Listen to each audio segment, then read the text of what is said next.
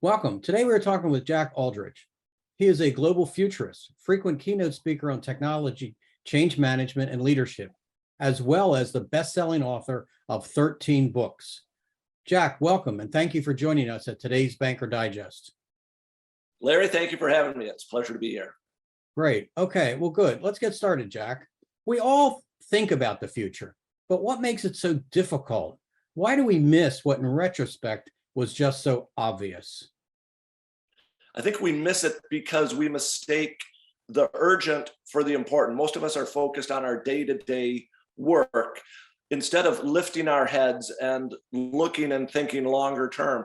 The way I think about it is you have to think about time differently. This is how most people think. What do I need to do now? What do I need to do next? And then I'll think about the future.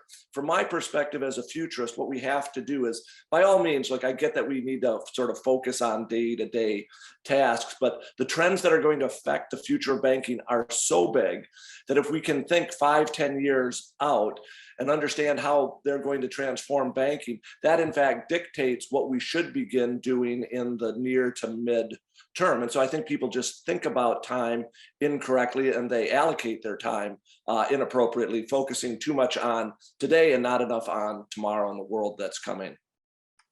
Great, great. Thank you, Jack. So why is it so important for bankers to think about the future?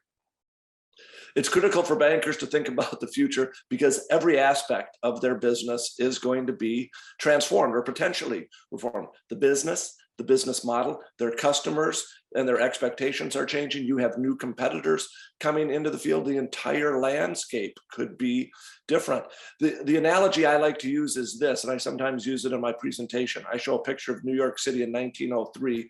The streets are all horse-powered carriages. The next photo I show is from 1913, just 10 years later, but it's all automobiles. The point is we can see a lot of change in a short period of time. And I think that that analogy is very appropriate for the world of banking. A world of change is coming and they need to be prepared for it and spend more time thinking about it. Great, great. Thank you, Jack. So, with all the things that bankers are doing and thinking about and concentrating on, what are a few key things that bankers could do better to prepare for or anticipate the future?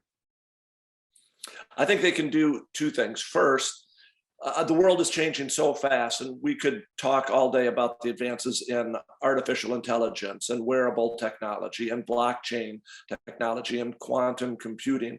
And it can be a little overwhelming. But what I say to executives, especially banking executives, is, look, it is not your job to have the answer to the future.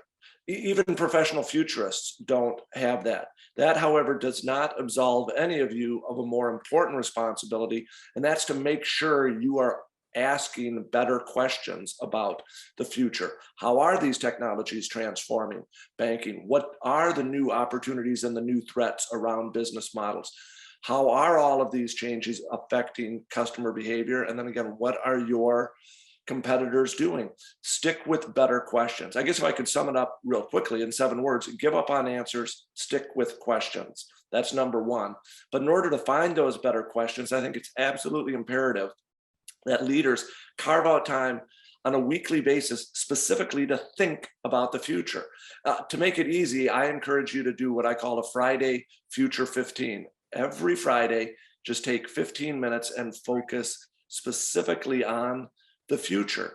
Find an article or two, sometimes outside of your interest, but really read that and then spend the time reflecting on it, how your world could change, and then making sure that you, your team, and your organization are asking the best possible questions of the future. I think those companies and organizations that ask the best questions get the best answers and are able to create their desired future for themselves and their customers. Great, great. Thank you, Jack. You make a lot of really great points.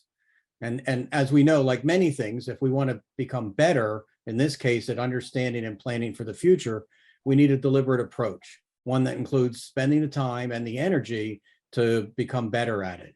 So, Jack, thank you for spending time today with today's Banker Digest. My pleasure. Thank you. Great. Okay. So in closing, thank you for joining today's Banker Digest. you have additional questions for Jack, please see the link in his bio.